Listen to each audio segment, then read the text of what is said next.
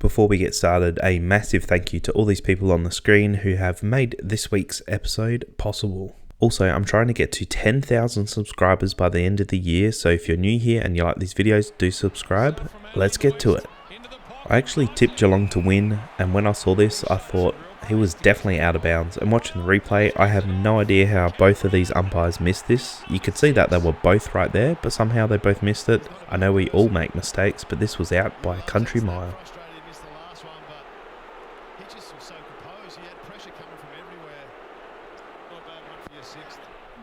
After the ball goes through for a behind, you can see Riley West is sort of following his man here a little bit, and then Sicily is going to take the ball inside, but Sicily is still inside the 9, well, not quite the 9, inside the goal square, and you can actually see Riley West go in the goal square at the same time. For me, that should have been an automatic 50-metre penalty. The commentators were saying that he was following his man, but he's clearly not. He's got eyes for Sicily, and Sicily is inside the square. I think the umpires got this one wrong, and I think this should have been a 50-metre penalty.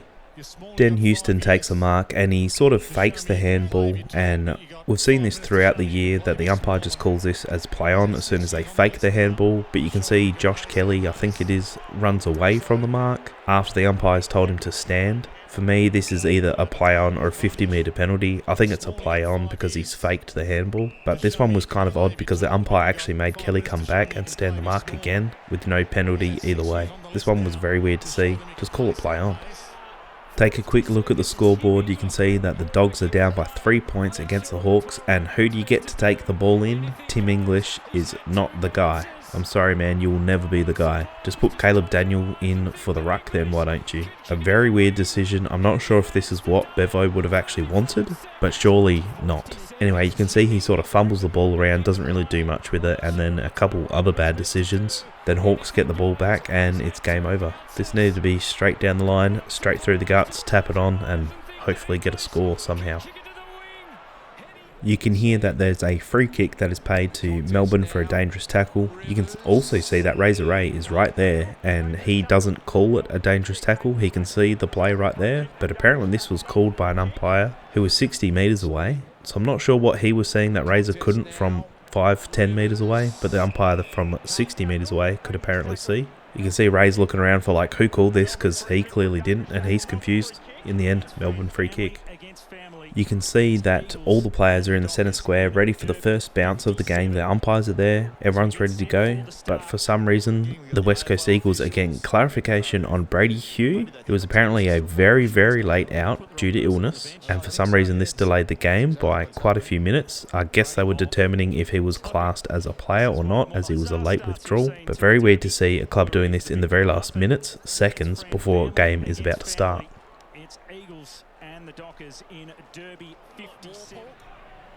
Newcome has the ball on the wing and you can see Cody Weightman is absolutely sprinting at him to bump, or I don't know what this was. It clearly wasn't a tackle and it was a very ill-advised bump because he leads with his head for some reason. Anyway, as you'd expect, Weightman comes second off and Newcome just stands up like nothing ever happened. Weightman just ran his head straight into Newcome's shoulder. Very odd to see this. He did not protect himself. Obviously Newcome will get no fine or no suspension for this, but it's just very weird to see a player run into another player like that. I've seen technicals being paid for this in basketball before, but never in football. As you can see, there's only been 15 seconds in the very first bounce, and Tom Atkins just throws the ball, I'm assuming at Cameron, and that's enough for the umpire to pay a free kick to Cameron. We can't see it from the camera angles, but that does seem like a pretty soft free kick, unless he's thrown it at his head, then I guess that's fair enough. Can't say too much more, but this one was pretty odd to be giving away a free kick in the first 15 seconds. In this kick here by Naughton, you can actually see the ball's going straight through for a goal, and it just catches the wind right at the last minute, which I guess only happens at these country ovals, and the ball takes a sharp right hand turn and ends up going through for a behind. What's the terminology if the ball hits you on the back? I know on the head's a falcon. What is it if it's on the back after the ball's coming to you? I don't know. What would you call this? This mark by Mason Redman probably didn't get the respect it deserved. This would be pretty hard to pull down. You can see he's tapped it to slow the momentum and then it's fallen down with him. It's almost a completely one-handed grab the whole way down. He's done very well to control it the whole way, so well done. After Gryan Miers takes a mark at about the 50-metre mark, Isaac Quainer goes over the mark by quite a few metres. The umpire is very lenient with Quainer here. His argument was that it wasn't a 15-metre kick, but we've seen that being paid a 50-metre penalty many times. In the end, Geelong kicked a goal, so it doesn't matter, but I thought the umpire was very lenient on Quainer here. Have a listen to this audio with no context. Give him a little sniff. Anyway, thank you for listening to my childish sort of rant there. I just thought it was hilarious how he said that on a national broadcast. Anyway, Richelli takes a kick for goal, he hits the post, hence the funny noise. Clayton Oliver's momentum is pushing him back and he tries to kick the ball forward and he just completely slips and misses everything. I just found this one funny.